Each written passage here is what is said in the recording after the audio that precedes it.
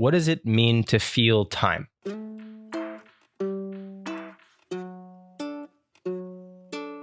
Hello and welcome to the Certain Uncertainty podcast brought to you by Joe and Jon. Today we're going to have a little bit of fun talking about the perception of time, how we understand this basic metric for how our behaviors are navigated in life, how it changes large-scale societies when they think about different time scales, and how in the grand scheme there are essentially two different zones of mind that we can engage in, of which one is called the finite mind and the other the infinite mind. And we will talk in on that in a little bit. But first and foremost, just wanted to bring my boy Joe in here and see how he's doing. Doing well. Welcome back. We're going to have some interesting, somewhat abstract conversations today, but also try and get into some specific conceptions of time and how we go through these different levels and layers of perceiving time and what this means on an individualistic basis, but also looking more on a grand scheme, macroscopic view of the development of cultures, societies, and changes that happen and kind of the pace at which we observe those changes happening, and then scale it back and to see what the grand plan actually looks like of how long it takes for different changes to implement and what that actually feels like and looks like in our day-to-day as well as culture. Yeah, right. And I'm going to pinpoint one of the different ideas there, which is feeling of time. And I think this is where we start. What does it mean to feel time? And I think this is a great point because in this process, we start to analyze really our perception of time, and that depending on how we're feeling at a given moment in life, whatever the stimuli that are constantly around us in the environment, our perception of time does change subtly. And I won't tell you how it changed because it can be varied depending on the response of that stimuli. But when we really are asking the question, what is time, is what is the feeling of time? That is really the question here. And I think there's a couple of things we can jump in on. And I think really time from an individual perspective is relative to a couple of things. I think a big factor that we can kind of talk about is novelty, right? So basically the idea that the number of novel things that potentially make you uncomfortable, that does influence your perception of time, your scale of time at a pretty large scale. And I'll let you jump in on this because I think it's interesting. And depending on the novelty, it'll also change. Like when I'm thinking about, my day-to-day work schedule, how does my day-to-day work schedule of time, my perception of time change? Is it relative to what I complete in that day's work? Is it relative to the number of new things that I do? Maybe it's some kind of shift in topic sector. The question really is why is it that some days I come out of work asking myself or saying, today felt like a long day? Well, what does a short day feel like? And why does it feel short? That's a great point. And I think so many different people can relate to this kind of feeling, especially back when we were in school and you were in your least favorite class and you check the clock and the minute hand moved backwards. And you're like, I've checked this thing 5 different times and it's still 10:32. And you're just looking and trying to wait and just feel that second by second pass as you're just trying to get through those classes, those moments, or even your whole workday, and kind of looking at why when you approach a day and you say the week just flew by, but every day felt so long. And it's trying to figure out, are we observing it more when we're paying attention to the length of uncomfort or discomfort and distress that we're going through, that we're observing the moment by moment passing of how long that pain is taking? Like when you're doing a sustained pull-up or something, right? If you were to do a pull-up and hold that for a whole minute, that would be one of the longest minutes you would feel. Or like holding your breath. 3 minutes, 2 minutes seems like forever. But then if you're on the phone or scrolling through social media, oh my God, a whole hour's just passed by. And it's trying to find this balance of how much attention are you paying to your surroundings and your brain activity, or how much entertainment or pleasure are you receiving at what rate? So how frequently are new stimuli that is entertaining you happening? Because people can be on Instagram and TikTok for the length of an entire movie, but an entire movie feels like a movie. You're like, okay, that was a full story, cohesive beginning to end. It felt like 2.5 hours. Like Interstellar, that was a long movie. Whereas people can be on TikTok and they'll see 150 10-second clips or 30-second clips, and be like, this was a whole hour and a half. And understanding, I think, how you recognize the rate of change of the entertainment or displeasure that you're feeling will impact your perception of time. Right. And so this is where it gets cool because, I mean, right, it's pretty clear that novelty plays a pretty big factor in understanding time. But what happens then when I give you so much novelty that you can't even comprehend the mass of novelty? So I'll give you maybe let's just say your person can comprehend about 3 novel stimuli at a time. We'll just say 3, good number, right? What happens if I give you a 4th? How does that change time? Is it now suddenly a collision where you're trying to have to pick between the novel stimuli of which one you actually want to observe? And in that process, you're also changing your perception of time because now you're making a selection consciously of which novel stimuli you would like to obtain. And I think it's very interesting because this is the world we live in. There is constantly new things that are coming at us, and we have to selective about which ones we choose to engage with and how they're going to affect our understanding or observation or perception of time, whatever the hell you want to call it, right? And I think this is probably a cognitive vulnerability in humans because once you basically get someone used to a specific time scale, right, then you realize that they can only take a few novel stimuli at a time. And you start to scale this up. And what happens if I we introduce another person to the scene and we give another set of novel stimuli to that person and they have to be selective about it? Is there ever a novel stimuli that isn't being seen by a person? Because everyone's choosing between 3, like, right, that's our number, right? 3 is like the baseline, right? But we give everyone 4 stimuli. Is there ever a novel stimuli that is just not actually being understood to then change how we're going through our time scales and so forth? And the reason I think this is important because when you flood people with information, I think this is where people get lost in time in itself. And they don't know what to think and they don't know what to process because their whole metric of time is not based on, these 3 stimuli. It's the selective process of these novel stimuli. And it gets so challenging there. And I think on a large scale, this is probably something that education maybe can fail at sometimes when they don't present enough. And kids get bored, and then it just feels really slow in class. Exact opposite side, you can present too much, right? And there's this balance, there's this threshold where someone feels comfortable in their time scale. But what happens when you take a society, a huge set of individuals, and bombard them with a bunch of stimuli? How does that change the understanding of time on a society level? I think it makes it pass so much faster. And I think it's this balance of distraction versus entertainment versus kind of just comprehensive agreement on something. Like my one of my favorite analogies is the sports analogy. Year long, there's always sports going on. There's football season, then there's basketball season, then there's baseball season, then there's hockey season. And that kind of cycles year after year after year. And if you get a little bit too used to that, now we have the Olympics, we have the Winter Olympics, we have the Summer Olympics, we have the World Cup, we have the World Series, we have these just cycles of entertainment gladiators that go out year after year, changing teams, mixing things up. And there's just so many layers and levels you can put on top of that. And I think why I bring this up is because it is the ultimate kind of entertainment and distraction from things that we don't like doing. And I've often thought about how you can either convince yourself to accept these new stimuli when new things come into your life that may distract you, or create novelty in the routine things that you have to do. Like, say it's as simple as doing a task at work or in school or a set of homework that you just really don't want to do.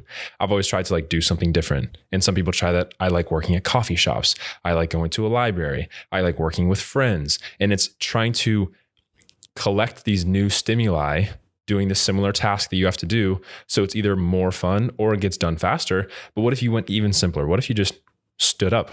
What if you just turned around? What if you did something abnormal? Not even just a little bit different, but you actually did it abnormal. What if you, stood up and then sat on your chair backwards?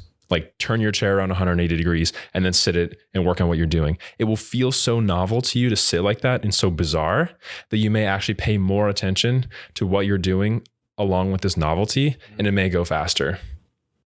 That's just so interesting, because at any time we have the ability to change our perception of time. I could abstract live a longer life, or at least it feels like a longer life. But here's the thing though, right? Because this is also a vulnerability in humans. If a human doesn't realize that they have this capacity, then you could basically put them in a time scale just by giving them so much novel stimuli, right? And artificially generate, a normal flow of time for that individual.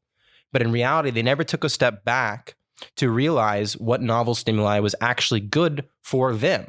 Because look, everyone's basing their metric of a good life based on how time feels.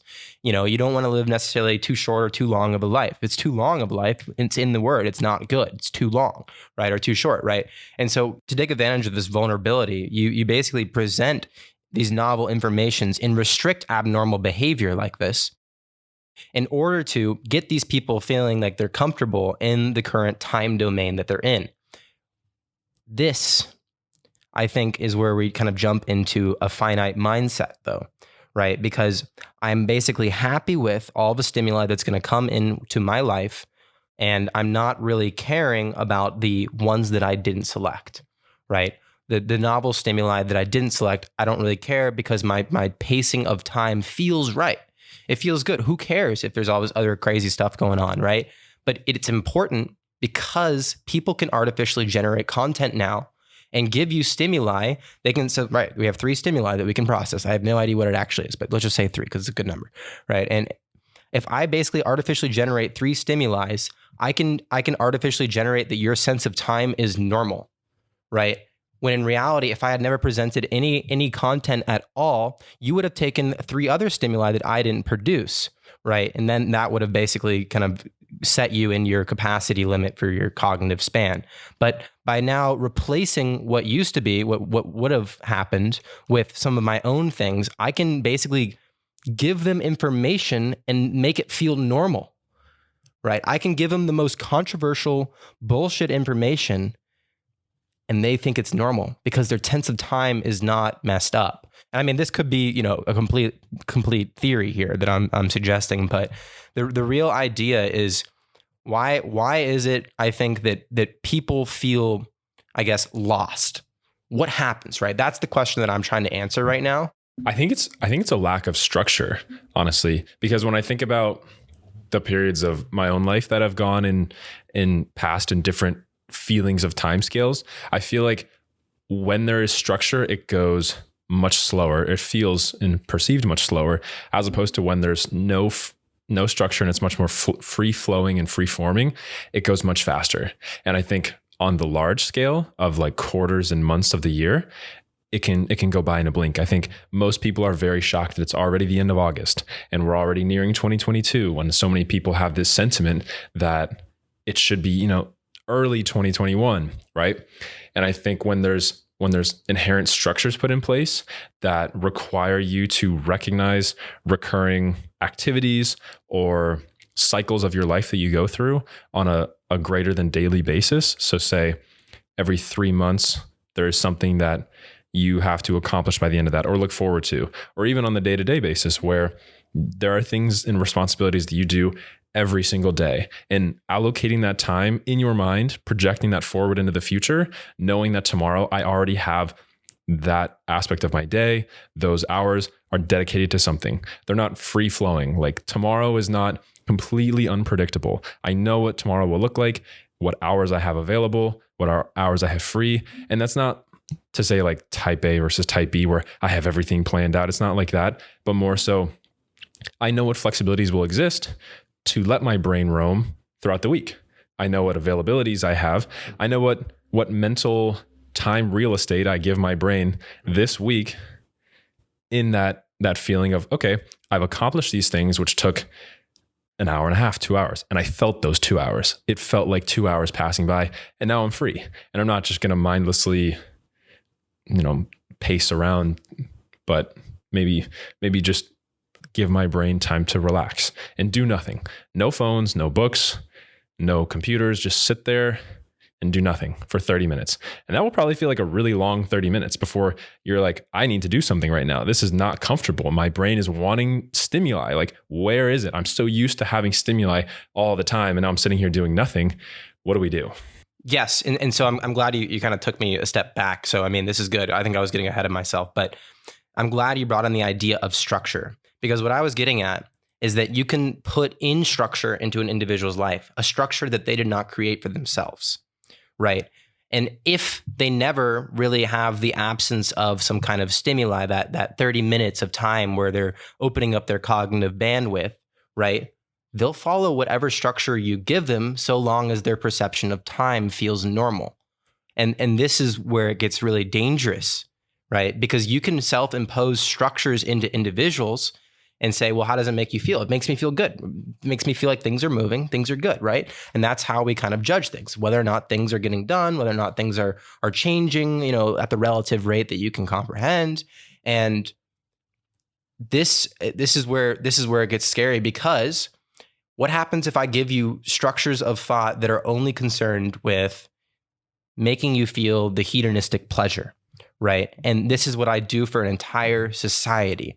I tell you that, hey, if you do these 3 things, right? We're going back to only 3 stimuli at a time. It's probably more in reality, but I'll give you these 3 stimuli, and I'll make sure that it feels good to do them. And it's a structure that's habitual, that you'll get comfortable with, that'll feel normal, right? And in and of itself. But you did not select the structure, is what I'm getting at. The structure itself was some kind of medium of content that came into your frontal cortex or whatever, and you're suddenly aware of it now. And this is what I mean by finite mind. If I give you a structure that is only concerned with very simple, short-term hedonistic pleasures, you can go through your whole life and that's all you'll do, because your perception of time doesn't feel wacky. It's when our perception of time, it's when we feel like time is going too slow or too long, that we start to make actual changes, that we start to be selective about what we choose, right? But if I put you into a mindset where life is always constantly going too fast, you'll never have a second to take a step back and be like, oh shit, I forgot to select a stimuli that I wanted to choose. My flow of time has just been moving. And again, I'm trying to draw this illusion to really how we are in society with our current time, when we are in a time where there's internet, there's global communication at huge scales, and that people can basically generate content from wherever in the world. And there's an endless amount of stimuli that you can subject yourself.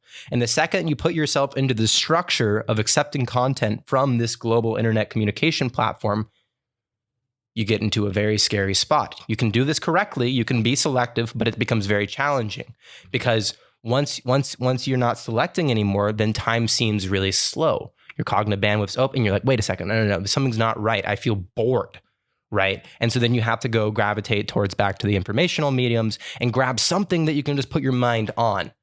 But what that something is very important, right? And I think that's what I want to capitalize with this, right? That's what I've been trying to build up, but I wasn't very clear. And this is I think a good funnel. But it is so interesting, and I think it's almost like a muscle in your brain, like what we call the attention span, and how people approach how you focus and how long you can sit down and read a book without having your mind start to wander. Like, it is essentially a muscle which has so many layers within it.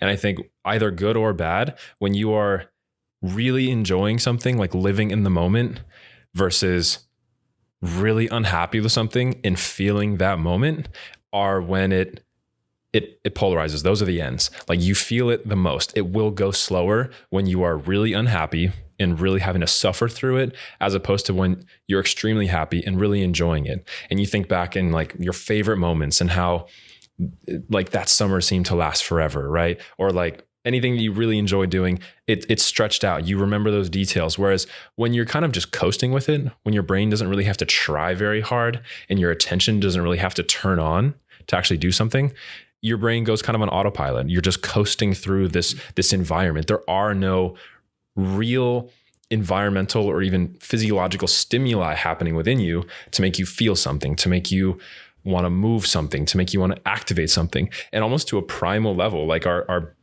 base development as Homo sapiens, why is this important? Like, why is this perception of time even existing in our brain, because I don't think a fish has a perception of time. I mean, there's no way for us to really know that. But when you think of the development of our species, they do. It's just a different time scale entirely. I mean, if you just look at the lifespan of these creatures, you'll come to another correlation. So small. Right. But the thing is, though, when it comes to getting into these autopilot modes, what's happening when you're in autopilot is, of the 3 stimuli, you can take in all of which are filled, right? And if they're consistent stimuli, right, they'll never go away. And so you'll constantly be gravitating. Let's just say it's Instagram, Snapchat, and TikTok, right?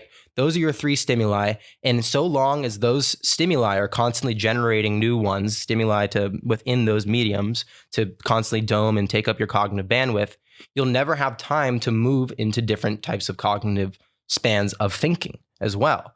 And again, this comes back to our understanding of time, because it feels normal. It feels like it's right because your sense of time is right. And this is why it's really, really tough. And this is, I think, where people fail to develop passions. Passions are a form of consistent stimuli, right? It's one of the 3 slots. And so if you basically have all your 3 slots constantly filled and you don't have a passion, you will never get a passion, right? This is where people feel lost all of a sudden. And I think this is really the big challenge is, okay, how do I literally unplug one of these stimuli? And it's tough, but the simple answer is stop absorbing, right?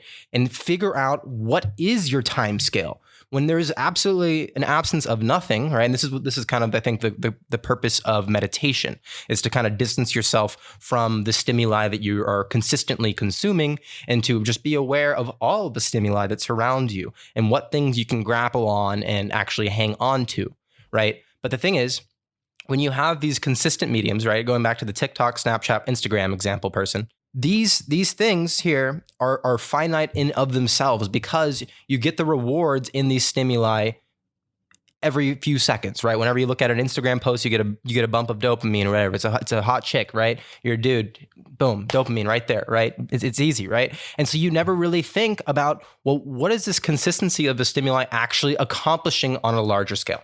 And it's probably detrimental, honestly, for the greater productivity and accomplishments that you as a human being need to accomplish. It's probably really bad.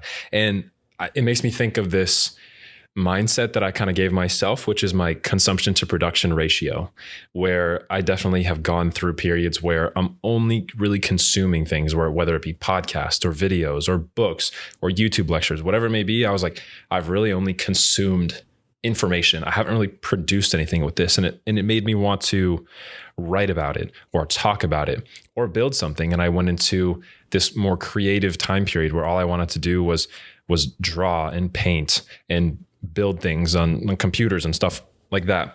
And it got me on this train, what you just said, thinking where we have this limited number of stimuli that we can be perceiving without it impacting the rest of our capabilities. And I think that's really interesting. And it made me start to think about, if you had to learn something or hold a conversation while you're having ice water poured on you, where you have these different stimuli capabilities, whether it be environmental, physiological, emotional, cognitive, you have these different receptors for stimuli. So if you're in a sauna and you're trying to read a book, or if you're in one of those Ferris wheel festival spinning rides where it spins really fast and you feel yourself get pressed up against the wall, try doing that with cold water and have a conversation with someone with cohesive thoughts. That you're overloaded with stimuli. You can't learn something with ice water being poured on you.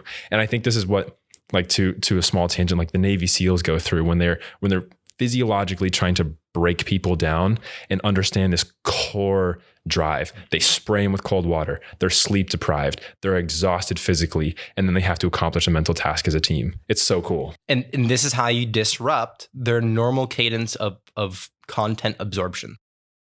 You basically give them so much stimuli that they're like, okay, I got to unplug everything because this is way too much for me to handle right now. That cold water example, I mean, fear in general is an all-encompassing stimuli.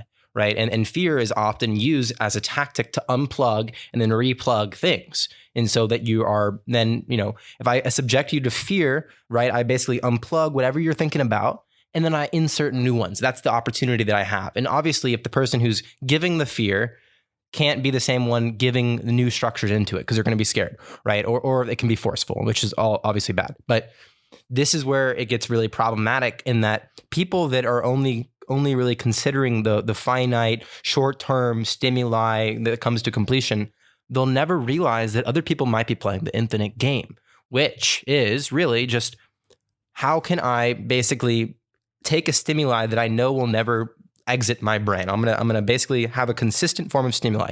Sometimes it's a passion, right? That I was saying before. Maybe you have a really, really large ambition and you're gonna work your entire life to get through it, and it won't come to a full finish, right? And that's kind of an infinite mindset is to realize that there's gonna be some kind of person after you that's gonna carry on your passion. And at least that's the hope, right? And that's a whole different type of game and mindset. That's a game where you control the flow of your own time. And that's where it really comes down to, is that you need these consistent stimuli that you've chosen.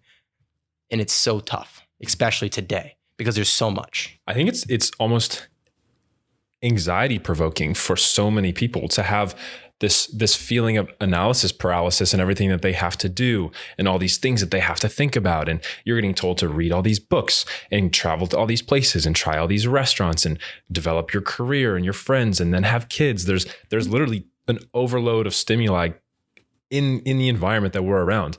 And I think developing the skill, or at least reflect and do some introspective thinking and development about where you want to guide these stimuli that come into your life. You cannot be an open sponge that just accepts anything that comes into this pathway. You really need to guide this capability to take things that come in, whether it be stimuli from people or careers or the environment, and understand how you use that, process it, and what you're trying to accomplish with it, or even if it's relevant. And I think at the most base level example, road rage. When people are just driving to work or driving to the grocery store and there's traffic, we all have to deal with traffic. It's like taxes. It's just going to be there. No one likes it, but you have to do it. But then you see these people that are just unbelievably aggravated. They're flipping people off. They're rolling down their window. They're throwing drinks. They're getting upset. And it just makes me think, like, you could get mad back. You could do this bull, like butting heads aggression. But I'm like, this is not what's causing you to be that upset. If we were just two strangers walking by each other, that wouldn't happen. And I think it's the outlet that people feel in this occupied mindset of driving a car with the destination in mind, and any perturbance that comes into that field brings out this anxious feelings that people have, and aggravation that they can't release everywhere else. A lack of control. Probably. Right. And I think the road rage is, as you said, it probably comes from a different place. I think the people that have lots of road rage probably also have a bunch of stimuli in their slots that they didn't choose. And that's the scary part is, well, who chose them?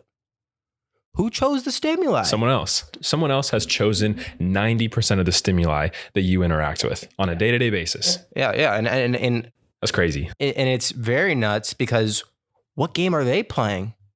Right. And that's where we start to see really, I'm just going to go for the big jump here, which is into society on large scale. You know, we have all these individuals, and what happens if you just constantly spam their slots? They don't have any cognitive bandwidth, right? And so they're constantly just fiddling around with some random crap on whatever that is being produced in front of their face. And I think this is true of the American media, and probably, you know, different mediums that are coming in internationally as well, that are trying to spam any type of country just so that they can focus on more undercover ops or whatever the hell it is, so they can focus on more infrastructural development where people can't see it. I mean, we're absolutely in a culture of headline dominant entertainment, or not even entertainment, of stimuli. Everything is a headline dominant event where it's the loudest, brightest, most emotionally driving thing that you could possibly give someone to force them to become involved with that situation where you're seeing things that are happening across the world, on the other side of the country, not even near you, but you are forced to think about it, to worry about it, to care about it, to want to make a difference about it. And now you've gone through your entire day. You haven't even taken care of yourself. You haven't even paid attention to yourself. There's things that you wanted to do, you didn't get done. There's things you had to do that you're procrastinating on, but you're worried about the stuff happening in Florida. You're worried about the stuff happening in South America, which is not to say it's not important. It's not unimportant. It's absolutely important. But are you doing something about it? Are you actively doing something about it? No, you're worried about it. You'll never meet those people. You'll never talk to them. You might never even help them. But you also didn't help yourself today. It's hilarious because this is often the trap that I think a lot of people find themselves without even getting into the politics, but in politics. Absolutely. I think this is the trap that is basically created to at least shift awareness. And I think that's what I'm trying to capitalize on with this vulnerability that we have. We have the power now to at least shift awareness to a degree that some dude can basically be doing a whole bunch of undercover stuff without you ever noting in plain sight because your cognitive bandwidth is taken up. And this is where it comes back to it. It's like, okay, well, how do you just disrupt the mind? How do you unplug for a second? Because it can be tough. You're in these habitual mechanisms where you're constantly taking in the same stimuli every day. And as humans, we're habitual creatures. And so it's just very normal because we feel that our time isn't being changed at all. And so how then can we even have the awareness that this is even a problem, right? And by the point when we realize that it is a problem, it's usually pretty late in the process. I mean, we're all in on it. Yeah. We're all in on it, yeah. Which is the craziest part. All of the rigid specified rules that we're required to follow, and then all of the unspecified norms and habitual things that everyone does. Essentially, we're all in agreement. And anytime we see someone do something a little bit differently, they're outside of the norm, they dress differently or they act differently, or they don't talk about the same things that most people talk about. It's unique is one way to describe it, but also surprisingly and almost jarring sometimes when you see people that don't agree or talk about anything that people are used to. It's a shock. People are like, whoa, okay. And now your attention slows down a little bit. That moment lasts a little longer where this novel person or stimuli, wherever we're trying to call it, comes in and starts giving us something that we're not used to. And from that, I think you could apply it to anything, literally anything. If you want your brain to change, if you want your perception of time to change, you have to make the minute by minute things that you do different. Like it can't be the same thing. If you do the exact same routine every single day, do you even have to try? Does your brain even have to try? I think they've actually done studies about that, where people who have too much of a consistent routine day after day after day are more likely to develop Alzheimer's. I wouldn't doubt it. I mean, you're not engaging any neuroplasticity. I think this is the key here. Neuroplasticity, I think, is a huge relationship to time as well.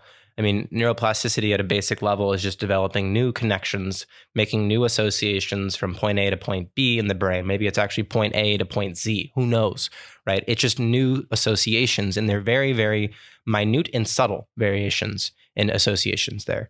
And when you're engaging with neuroplasticity, you're basically engaging with uncomfortable feelings. You're engaging with a certain uncertainty, as we call it on our podcast. And I think this is where it really comes down to why this podcast is named this, is because we are certain about uncertainty coming into our lives and changing our understanding of time. And I think that is the key to really understanding and giving yourself control in what you choose to do in your life. And I think that's very, very important. Absolutely. I think paying attention to why you are the way you are, how you feel, not just about happiness or sadness or accomplishment going through the day, but actually taking the time to reflect on what the day felt like. And I think one of the base level practices people encourage you to do is to journal about it. Have a daily journal. You can go through what things made you feel a certain way, what you even did that day. Do a one pager where you just recap what you did during the day, write down how different events made you feel, write down what you were excited about, write down what was really challenging. And I think having that practice of a mental to physical interpretation of your life. You're literally writing your own life story in a journal, which is ridiculous to even conceive of. Think about at the end of your life, when you look back, having a written record of your own life, your own autobiography. I don't know who wouldn't want that. But I think some people also might be afraid to do that, to write what they're going through, or even to put to paper what they're afraid of. Well, it might make them realize that they were being controlled by fear. And that is extremely scary, right? And it's tough. It's tough. When do you find that you are being controlled by fear?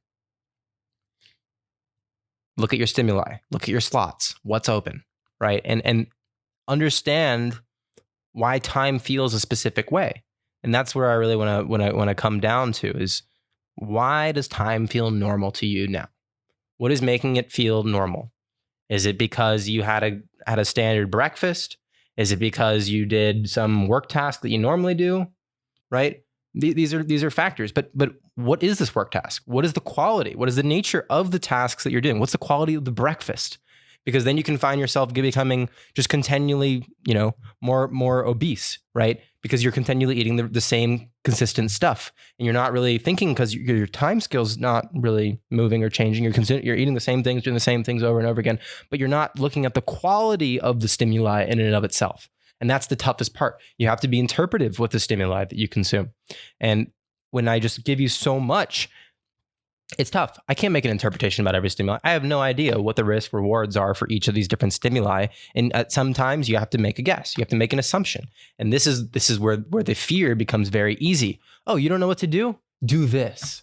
Why? Because I said so. I think a good practice or example that you could try and give to someone or anyone who wasn't sure if what they were doing with their time was making them feel satisfied with it. If they weren't sure whether or not they were satisfied or unsatisfied with their time, or even the things that they do individually, go tell your best friend all the things that you did.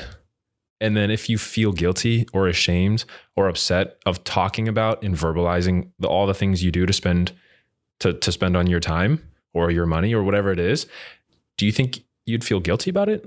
Or, I'm not saying accept other people's judgment. I don't think you should really care that much about what the majority of people, at least that you don't know, people that you know and that are friends with and you're close with, who you have a mutual respect and understanding, they usually want the best for you. So if you were to tell them something, that I did this, and they respond to you and say, maybe you could do this differently or try this, it would be a good sounding board to understand, how are you feeling about the way you spend your time? And I think that's the most important part of it, is having those conversations with yourself or someone else too. Right. And I don't even know if we want to jump into seeing how this effect scales onto a big society, because I think that's a conversation in and of itself. And I think at a level, we're already closing at 40 minutes here, and I want to really emphasize this idea of understanding your own time before you start to figure out how do other people perceive time. Because that's the key. If you don't understand your own sense of time, you're never going to be able to figure out how you can take advantage or use effectively to help others and understand their sense of time. Because that's the key here. It's all about how time is changing for you. Your sense of normalcy, your sense of novelty all comes from your sense of time. And that's, I think, the boiling plate metric. That's where it starts, right? That's where all the new feelings come from. It's when you start perceiving time. So exactly. I think you concluded it so well. Enjoy your life. Don't let it go too fast. Yes. And ask how time feels. That's the bottom line. That's it. Thanks, everyone.